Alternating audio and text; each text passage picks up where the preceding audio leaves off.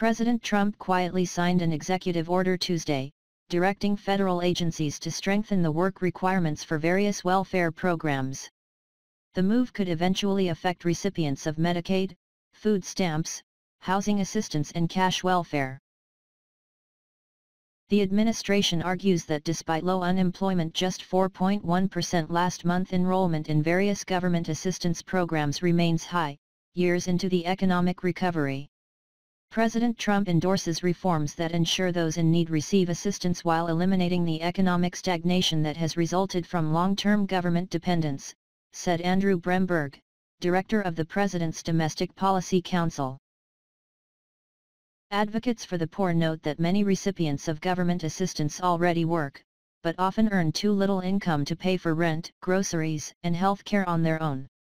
Evidence shows that such work requirements have few long-term positive effects on employment and often result in families losing help they need to afford the basics, said Sharon Parrott, a senior fellow at the left-leaning Center on Budget and Policy Priorities.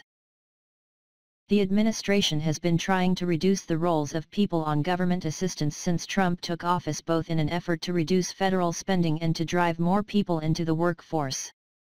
"We need folks to work," White House Budget Director Mick Mulvaney said in May 2017. "There's a dignity to work, and there's a necessity to work to help the country succeed. And we need everybody to pull in the same direction," he also said. Trump drew cheers at a rally in Missouri last November when he promised to make overhauling welfare a priority. "I know people, they work 3 jobs and they live next to somebody who doesn't work at all," Trump complained. "And the person who's not working at all and has no intention of working at all is making more money and doing better than the person that's working his and her off." In January, the Health and Human Services Department began offering states more flexibility to impose work requirements on Medicaid recipients.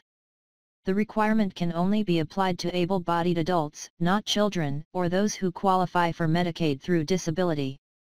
More than 74 million Americans are enrolled in Medicaid or CHIP, the Children's Health Insurance Program. Just over half those participants are children. The Agriculture Department announced in February that it's looking for ways to promote work and self-sufficiency among food stamp recipients. "Long-term dependency has never been part of the American dream," Agriculture Secretary Sonny Perdue said in a statement. "Most able-bodied adults already are required to work at least 20 hours a week to participate in the food stamp program, formerly known as SNAP. More than 40 million Americans benefited from food stamps last year, down from a peak of 47.6 million in 2013. House Speaker Paul Ryan, RWIS, applauded the president's new order. "This is one of the best economic environments we've seen in years, yet businesses are having a hard time finding qualified workers," Ryan said in a statement.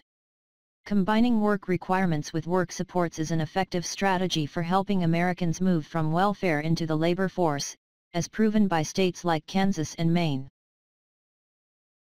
While Ryan has frequently advocated cuts to government entitlement programs, his Senate counterpart, Majority Leader Mitch McConnell, RKY, is wary.